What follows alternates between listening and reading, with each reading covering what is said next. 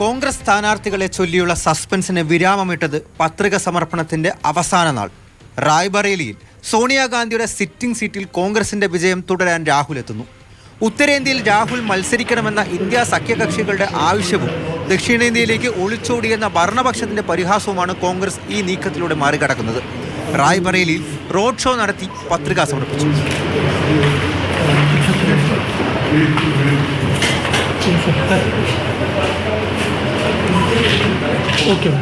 സോണിയയും പ്രിയങ്കയും Robert വാദ്രയും Ashok ഗെഹ്ലോട്ടുമൊപ്പം. അപ്പോഴും രാഹുൽ ഗാന്ധി അമേഠിയെ ബഹിഷ്കരിച്ച് പരാജയം അംഗീകരിച്ചു എന്ന് BJP.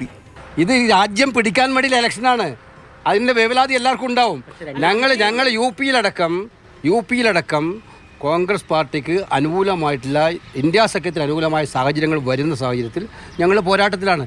റായ്ബറേലിയിലേക്കും മത്സരിക്കാൻ പോകുമെന്ന കാര്യം വയനാട്ടിലെ ജനങ്ങളോട് മറച്ചുവെച്ച് നീതികേട് കാണിച്ചുവെന്ന് ആനി രാജ. ആ മണ്ഡലത്തോടൊരു വൈകാരികമായ ബന്ധം എനിക്കുണ്ട് എന്ന് പറഞ്ഞുകൊണ്ടാണ് അദ്ദേഹം രണ്ടാമതും വയനാട്ടിൽ മത്സരിക്കുന്നത്. അപ്പോൾ അദ്ദേഹത്തിൻ്റെ വൈകാരികതയെ വെച്ചുകൊണ്ട് ഇങ്ങനെ അതൊരു 10 വോട്ടിന് 2 സീറ്റിന് വേണ്ടി ഉപയോഗിക്കുന്ന ഒരു തന്ത്രമാണോ? രാജീവ് ഗാന്ധിയുടെയും സോണിയാഗാന്ധിയുടെയും വിശ്വസ്തൻ പഞ്ചാബ് സ്വദേശിയാണ് അമേഠിയിലെ സ്ഥാനാർത്ഥി കിഷോറിലാൽ ശർമ്മ. റായ്ബറേലിയിലെയും അമേഠിയിലെയും കോൺഗ്രസിന്റെ ചുമതലയുള്ള നേതാവ്. മുൻപ് രാഹുൽ ഗാന്ധി തുടർച്ചയായി മത്സരിച്ച് ജയിച്ച സീറ്റിൽ ഇത്തവണ KL ശർമ്മയാണ് സ്മൃതി ഇറാനിയെ നേരിടുന്നത്.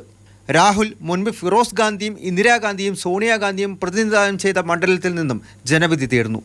മാതൃഭൂമി ന്യൂസ്, ഡൽഹി.